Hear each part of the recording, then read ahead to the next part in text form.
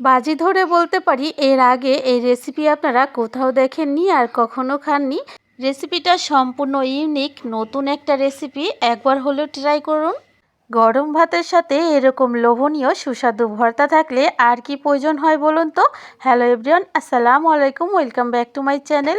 সবাইকে ওয়েলকাম করছি নতুন আরও একটা রেসিপি দেখার জন্য। আজ আমি তৈরি করে দেখাবো পুঁই শাক দিয়ে দুর্দান্ত একটা রেসিপি। চলুন তাহলে আর কথা না বাড়িয়ে মূল রেসিপিতে চলে যাই। শুরুতে এইখানে আমি বেশ কয়েকটা পুঁই শাকের পাতা নিয়েছি, আর পাতাগুলো আমি আগে থেকে পরিষ্কার করে ধুয়ে বেছে একেবারে পরিপাটি করে রেখেছি। পাতাগুলো যাতে দুই দিকে সমান্তরাল হয় সেজন্য আমি কিছু পাতা এই দিকে দিয়েছি আর কিছু পাতাও অন্য দিকে দিয়েছি। দেখেই বুঝতে পারছেন ঠিক কিভাবে আমি পাতাগুলো সাজিয়েছি। এবার এই পাতাগুলো আমি এক সাইডে ঠিক এইভাবে ভাঁজ করে নিলাম। এবার ছুরির সাহায্যে ঝুরি ঝুরি করে কেটে নিব। দেখেই বুঝতে পারছেন কিভাবে কেটে নিচ্ছি। ঠিক সেম প্রসেসে কিন্তু সম্পূর্ণ পাতাটা কেটে নিতে হবে। সম্পূর্ণ পাতা কেটে নিয়ে তারপর ফিরে আসলাম। এই পাতাগুলোর মাঝখান থেকে আমি আরও একটু কেটে নিব। যতটা সম্ভব আমি পাতাগুলো ছোট ছোট করে নিচ্ছি, তবে খুব একটা ছোট করার প্রয়োজন পড়বে না। তো পাতাগুলো কিন্তু আমি একটু করে কেটে নিয়েছি। এবার আমি পাতাগুলো সাইডে সরিয়ে নিচ্ছি।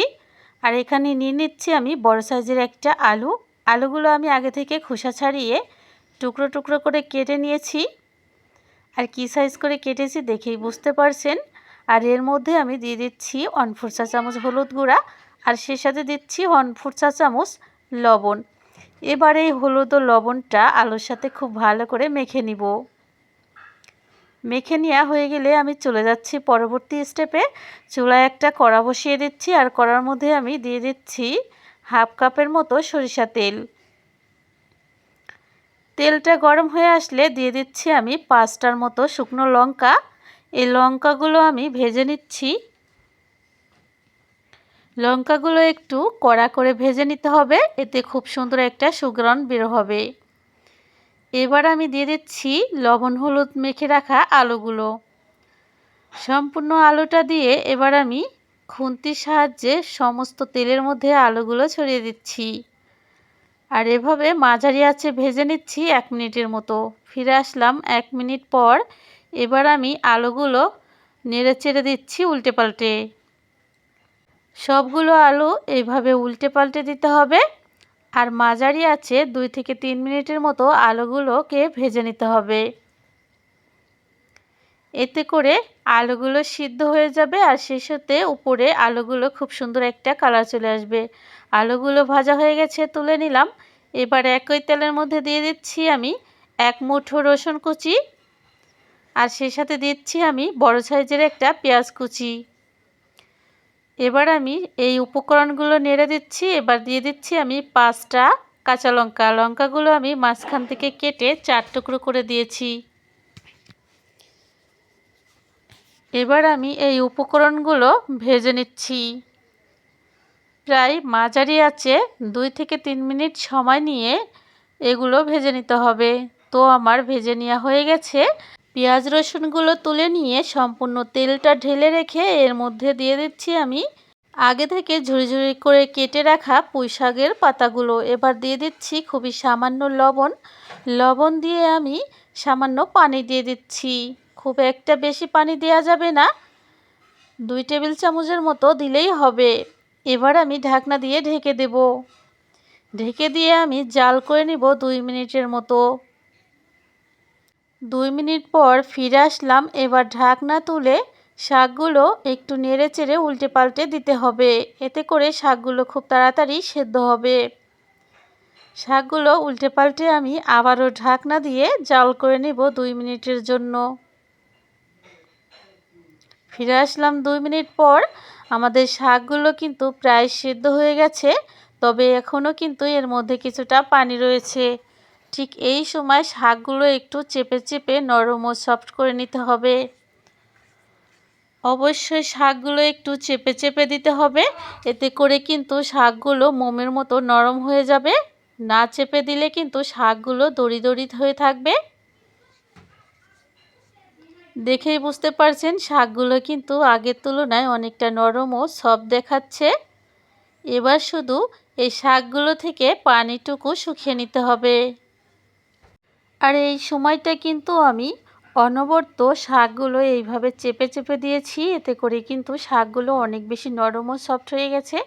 তো শাকের পানিটা কিন্তু শুকিয়ে নেওয়া হয়ে গেছে। এবার চুলাটা অফ করে শাকটা আমি অন্য প্লেটে নিয়ে নিচ্ছি। আর এই প্লেটের আমি এক সাইডে নিয়ে নিচ্ছি 3টে শুকনো লঙ্কা। লঙ্কার সাথে নিচ্ছি আমি হাফ চা চামচ লবণ। এবার এই লবণ দিয়ে আমি মরিচটা খুব ভালো করে ডলে নেব।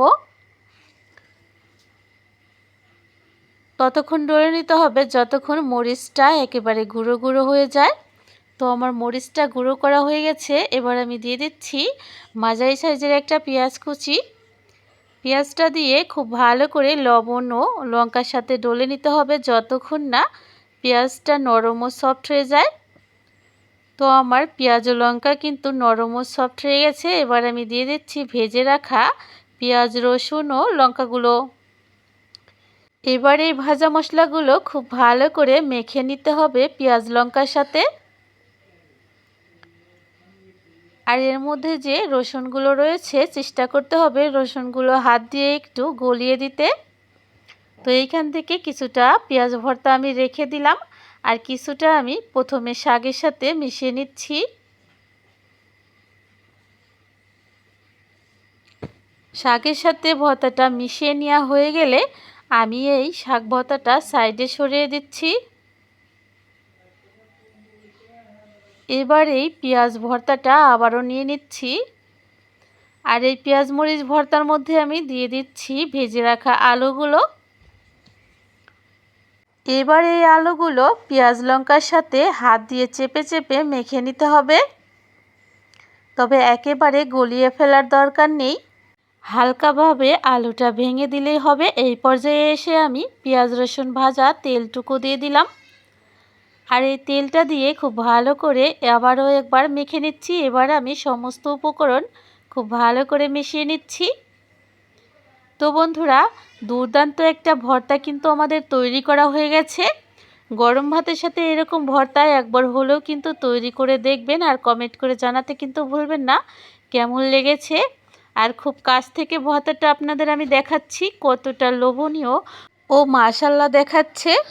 দেখতে যেমন মাশাল্লাহ, খেতেও কিন্তু খুবই সুস্বাদু ছিল। এই ভর্তাটা বাড়িতে যেদিন তৈরি করবেন ভাত কিন্তু একটু বেশি রান্না করতে হবে। তো বন্ধুরা, আমার এই রেসিপিটি যদি আপনাদের ভালো লাগে তাহলে কিন্তু লাইক, কমেন্ট, শেয়ার করে রাখতে ভুলবেন না। সেই সাথে চ্যানেলটি সাবস্ক্রাইব করে বেল আইকনটি প্রেস করে দিবেন, যাতে করে পরবর্তীকালে ভিডিও ছাড়লে সঙ্গে সঙ্গে আপনার কাছে নোটিফিকেশন পৌঁছে যায়। আর এরকম সহজ সহজ রেসিপি আপনারা খুব সহজে পেয়ে যাবেন আমার চ্যানেলে। আর কি ধরনের রেসিপি আপনারা চান কমেন্ট করে জানিয়ে যাবেন, আমি শেয়ার করার চেষ্টা করব। আজ এখানে বিদায় নিচ্ছি, দেখা হবে আগামী পর্বে। সেই পর্যন্ত ভালো থাকবেন, আমার জন্য দোয়া করবেন। এখানে বিদায় নিচ্ছি, আল্লাহ হাফেজ, আসসালামু আলাইকুম।